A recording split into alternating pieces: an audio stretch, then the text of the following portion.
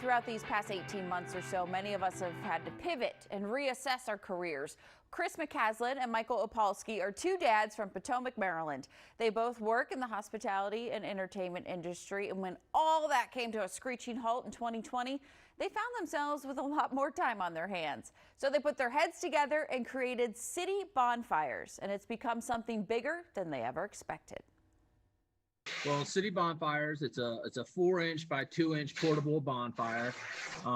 It's like a portable fire pit, and so it has these lightable briquettes in the inside. It's made of soy wax. You can burn it. It burns probably 6 to 8 inches tall and burns for about 4 hours. What it does is, we were outside and we were hanging with the kids and we were using other fire pits, and the truth is they're large and they get hot, and it's kind of hard to manage little kids when stuff's going on. And so this was something that it kind of just happened, that it was small, it was compact, you can kind of take it anywhere, and it's real easy to manage. It's not as overwhelming as some of the other fire pits. I can't tell you how many times I'm craving s'mores, because I love s'mores, and we don't have a fire pit, and it's like, do I either light it on the gas stove or I just put it in the microwave?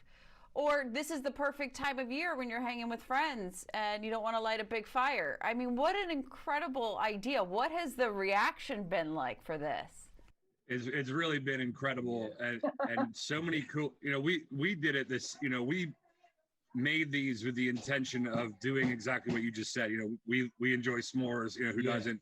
And Chris was looking into the different things immediately as soon as stuff started to lock down, because he also has some stuff in entertainment in the restaurant realm, and so that stuff was really shutting down. So we were looking for somewhere, one, to put our time and efforts and to occupy ourselves, but two, could we take this opportunity to rebrand ourselves and come up with something?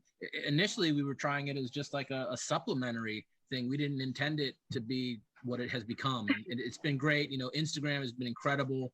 Watching people's feedback and how they utilize it has really opened our eyes. There's people using them in their like bug out bags for people that are, worried about the end of the world and, things like that.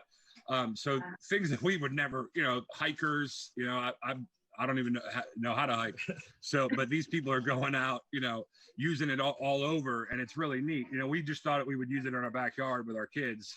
Right. And people are giving them as gifts. It's such an easy gift. It's $20. Then s'mores kits. It's a great easy gift.